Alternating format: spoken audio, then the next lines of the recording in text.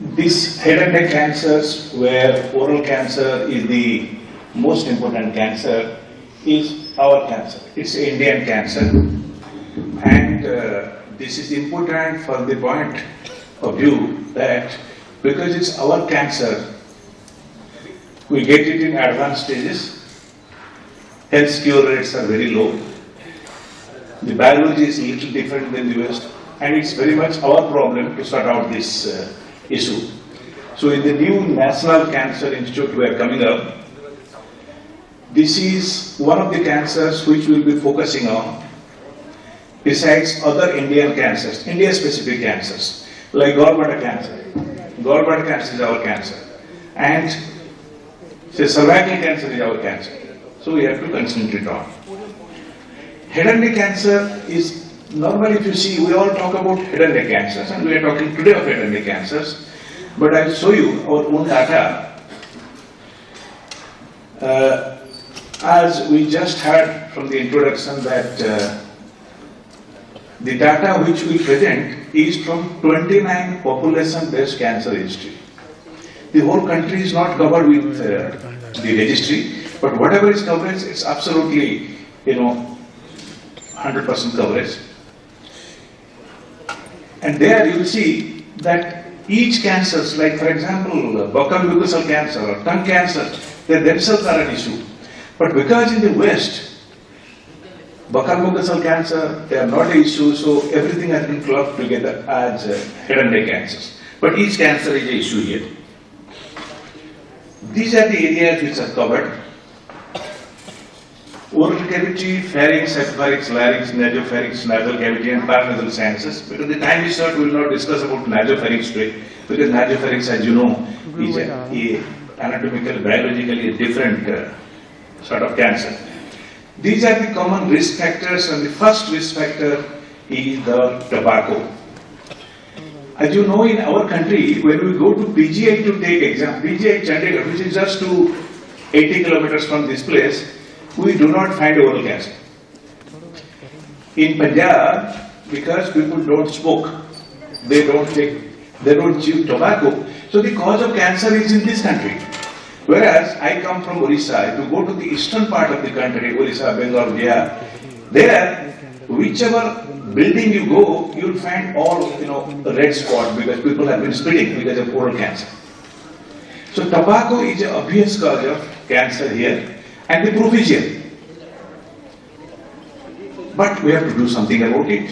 Even I remember when I joined this place about 40-45 years back, we had to put the photograph of the gods in our staircases. Because at least people fear God at least here in this country. Different gods, all gods. So that there was no spitting. Here also it was happening, but now things are better.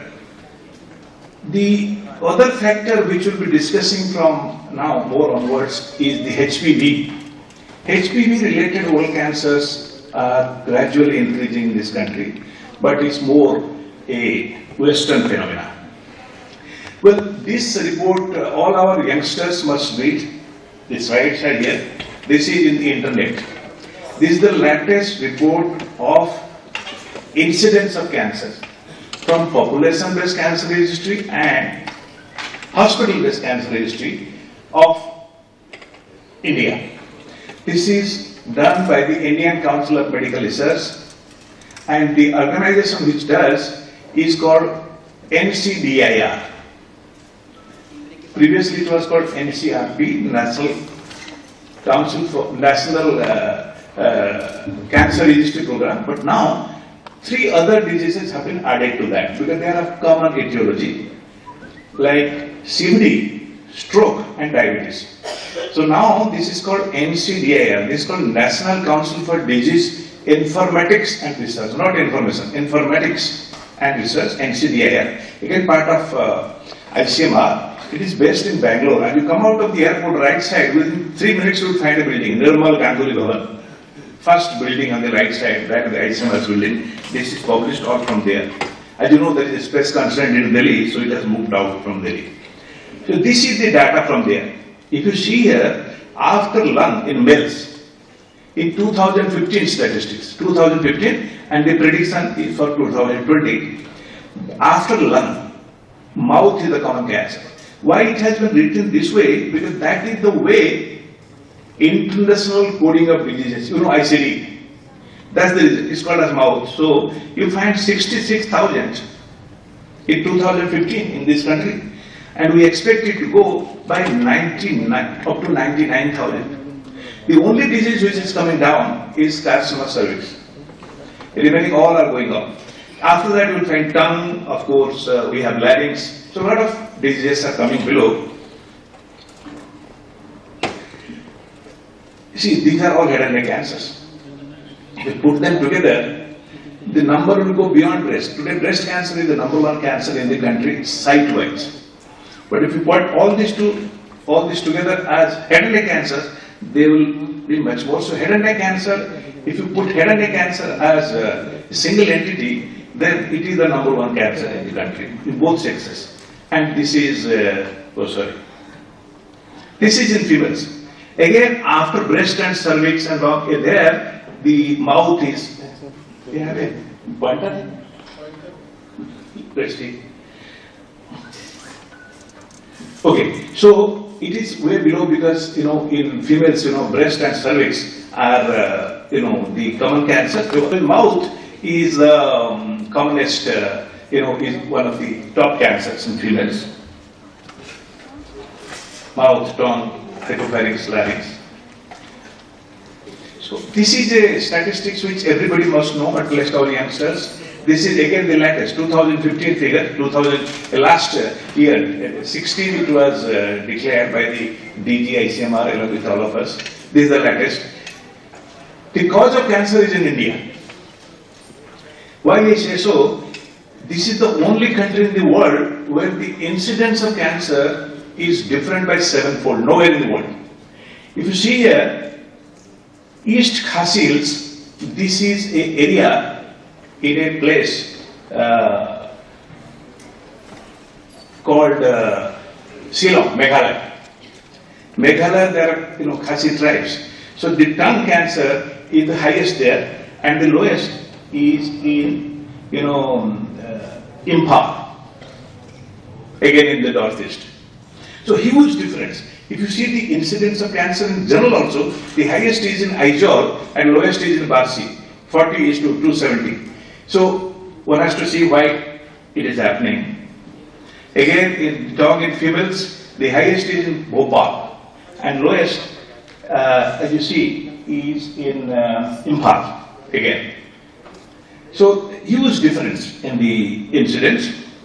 And tobacco being the major cause of cancer, it has been studied in detail.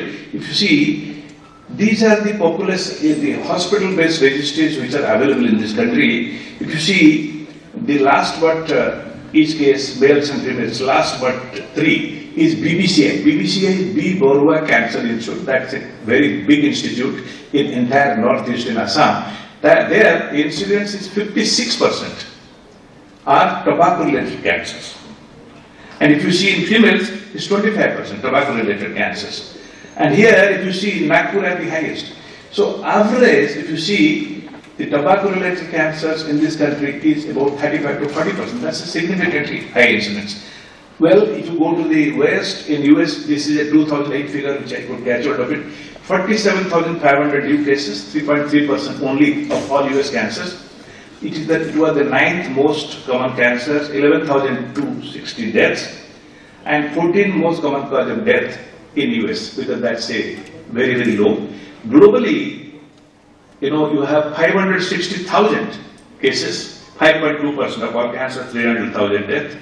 If you see the survival, overall survival is 60%, 5 years. That's not a very big survival, compared to other cancers. And it has been virtually unchanged. The difference is given there, here, unchanged over the past 3 decades. And if you see LEAP has the highest incidence of survival, and if you see, followed by larynx, then oral cavity. Then oral cavity means, your buccal mucus. 93%, if you talk of squamous cell carcinoma of head and neck, 93% of head and neck cancers are squamous cell cancers. Because as you know, in nasopharynx, they are of a different etiology and we need to discuss that separately. Median age of diagnosis is 62 years and men are 2.7 times more likely to develop squamous cell carcinoma of head and neck. Higher incidence of these cancers are there in African Americans and they have of course poor 5-year survivals. Prognostic indicators, as you know, higher T, higher M is the worst. Cervical node involvement definitely carries worse prognosis. And other, of course, are there like, extracapsular spread, distant metastasis, they all bring lower survival. And other factors are the nodal burden, whether you have one node or, maybe 5 or 6 nodes. And peridural invasion, histology grade, extent of necrosis and positive tumor margin, for example, following surgery, these are all prognostic factors. As you know, tobacco is so common in this country, gradually it is coming down. Gradually, we are discussing with Dr. Sudha that, tobacco consumption was maybe in 70s, in US was about more than 55%, now it has come down to 25%. Here it is gradually coming down. Had we been sitting in this hall maybe 20 years back, people used to smoke. If you go to anybody's office, they used to give you an ashtray.